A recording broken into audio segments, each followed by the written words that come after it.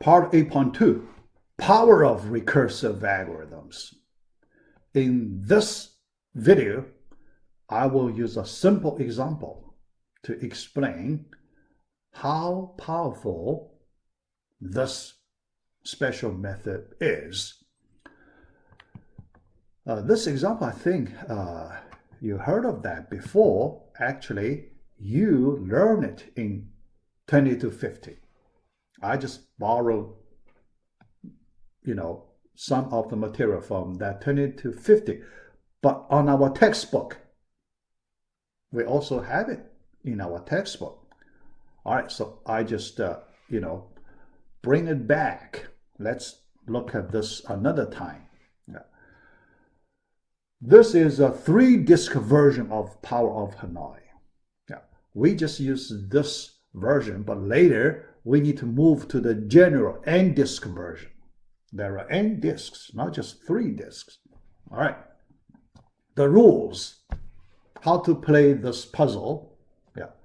Rules, 3 rules here. Number 1, only 1 disk can be moved at a time. Each time, only move 1 disk. All right. Second, a disk cannot be placed on top of a smaller disk.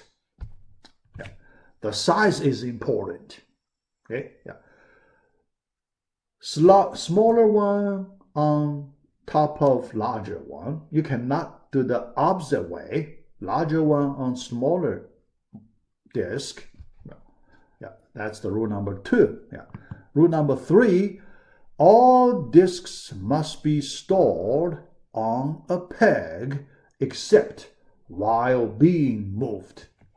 That means you cannot put some of this on your table. Okay? You have 3 pegs. All the disks must be spread on these 3 pegs. Okay? So when you move around, you cannot just take, one put on your table, put some other temporary locations. That's illegal. Okay?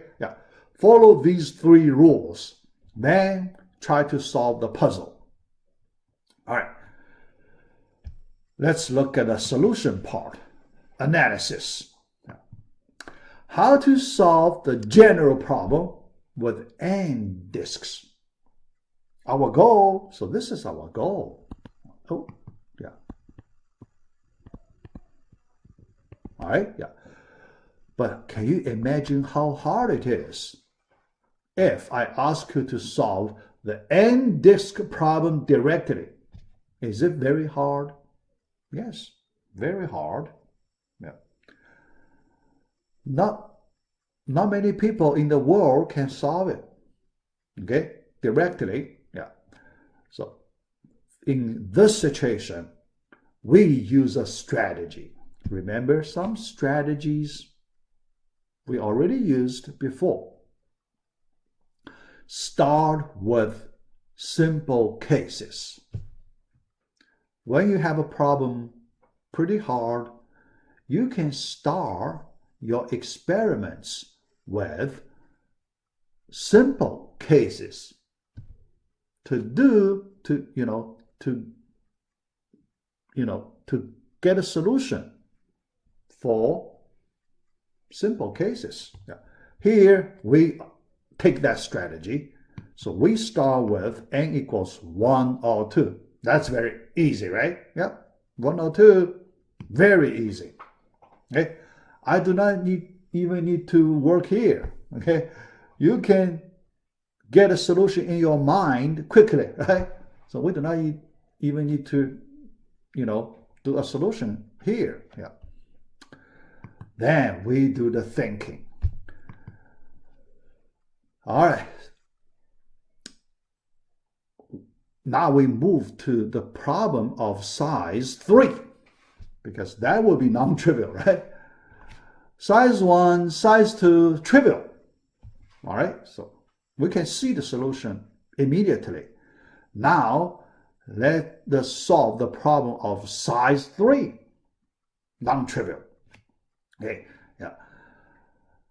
But when we solve the problem of size 3, we can assume we have the solution for size 2. Actually, we have, right? Actually, we have. But, in our solution representation, we assume size 2 solution already available. We have no problem. We just use that solution. Yeah. All right. So this is the recursion thinking, recursion idea. Yeah. All right. Now we need to work on a solution first. Even n equals 3, it is not trivial. We need to, really do some smart work to get a solution. After we get a solution, the most important thing is we get some important experience. We need this experience. That's the reason we start from relatively simple cases, because we need that experience. Yeah. All right, so let's do the work. Experiment moving 3 disks. Here, I use diagrams so you can see the solution much better. Yeah. When we start, we have the state like this. Yeah. We have 3 pegs, starting peg, right? So this is the starting peg. Yeah. Then destination peg, right? So starting peg, destination peg, right? The middle one, that's the temporary peg, right? Temporary, because we need to use it. We need to use it, to give us some room to manipulate these disks. So very important. Otherwise, nobody can solve the problem, right? Following that 3 rules, nobody can solve it. All right. First move, move top disk to D peg. So let me call it D peg. All right, destination. Yeah. We follow the rule, right? We follow those 3 rules. Follow the rule. Yeah. Second, the middle disk on T peg. Yeah. Temporary T peg. Follow the rule, right? Yeah. Next one, move the smallest one back from D to T peg. Okay? Still follow the rule, right? Yeah. This step, you can see, actually, we solve that size 2 problem, P of 2. We just did that size 2 problem. We move 2 disks from one peg to another peg, right? Yeah, that's the size 2 problem. Yeah. All right, so we have it. Yeah. Then next step, move the bottom disk to the D peg. Destination, that's the final state we want to have, right? We want to put all the 3 disks from S peg to D peg. Right? All right, so this is the foundation. The bottom one is in place, right? The bottom disk is in place. Then we need to move the remaining 2 disks back to the D peg, right? Back to the D peg. From T peg to D peg, that's another size 2 problem, right? Size 2. This time we need to solve a size 2 problem. Another time, a second time. All right, the detail for this P of 2 problem, smallest disk to S peg. This time S peg is used for the temporary, temporary storage peg, right? Storage peg, yeah. Then next round, middle disk to D peg. Middle disk is in place, right? This time middle disk is in place. Then the last step, the smallest disk is in place. So we get complete solution. But this is the size 3 solution. We want to go to the size n solution, right? Size n solution, right? All right, so let me still do the summary, extend our size 3 solution to size n solution, but we use the whole procedure for the size 3 solution, but we need to convert it to the procedure for the size n solution. So let me show you how to work it out. Yeah. But here you can imagine, without using recursion, how hard it is. How many of people in the world can solve this problem without using recursion? I cannot solve without using a recursion myself. Okay? Yeah, I admit that.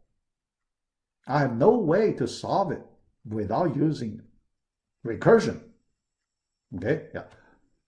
So that's the reason. Can you imagine I put that parenthesis? Only, right? Only parenthesis? Yeah. Because of this example. Yeah. All right. Let's start to work. Yeah. When we do the work, we do problem size reduction, because that will be much easier for us to do the thinking. Otherwise, we get lost. How can you keep track of all the disks? Nobody can keep track of all n disks, right? We will get lost. Everyone will get lost. Okay? But using the problem size reduction approach, we're fine. We can handle it. Most of us can handle it. Okay? So that's the great thing of recursion. All right. So now we do it. The reductions from size n to size n minus 1. Only one size reduction. That should not be very hard, right? Yeah. All right, so let's start. Yeah. From peg, yeah. Here the name is from our CS2250. CS2250. I taught that class once before. So I used the, part of the material from my notes when I taught that course several years ago. Here, based on that material, the first one, from peg, okay, it used the name from peg, then 10 peg, and a 2 peg, from to, right? Start, destination. Yeah. All right, so when we start, we assume, here you see 3 disks, but we imagine we have n disks here. Yeah. So we have a problem, P of n, we need to solve. Then, next step, because by the problem size reduction, the problem size reduced by 1, that subproblem we can assume it is solved. Yeah. P of n minus 1, we can assume it is solved, right? Solved, that means we move from peg to 10 peg. Temporary, yeah, 10 peg, all right? After that, the bottom, the largest disk, we put it in place. We put it in place, right? Yeah. After that, we need to move the remaining disks back in place. All of them in place. So that is another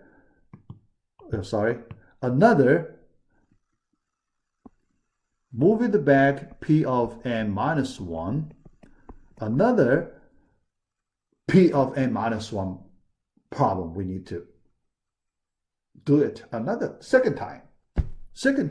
But after that, the whole problem is solved. That's pretty easy, right? You can see this diagram, pretty easy. The idea we can understand easily, right? That's the beauty of recursion. That's the beauty of recursion. Okay? All right. Then, the last step, implementation, code, the function. Okay? The function. All right. Move disks. All right? Yeah. this number size n, okay, size n. Then 3 pegs, 3 locations of 3 pegs, all right? Yeah. When n greater than 0, less than or equal to 0, data is invalid, okay? Greater than 0, then we say we have valid data, right? The data is valid, okay? After we make sure we have the valid data, then we can do the solution. First, recursion call n-1 size, problem size, we solve it, but from peg 10 peg to, yeah, because here, from here you can see 2 peg is in the middle of the 3 pegs, all right? But here, this is the destination.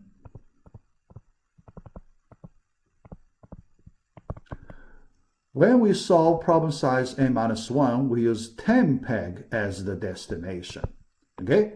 Yeah, 2 peg as the temp. Okay, 2 peg as the temp. All right. After that, concrete move. Yeah. So move action. So we can call this is the specific move action. How do we simulate move action? We print out this message. Yeah. So this is the simulation of the move, of the disk move. All right, yeah. Then the last step, move those n-1 disks on the temporary peg back to the destination peg. Yeah. So the starting location temp, destination, right? Destination. Yeah. With you know that. Yeah. You know that. The temporary from peg, right? Yeah.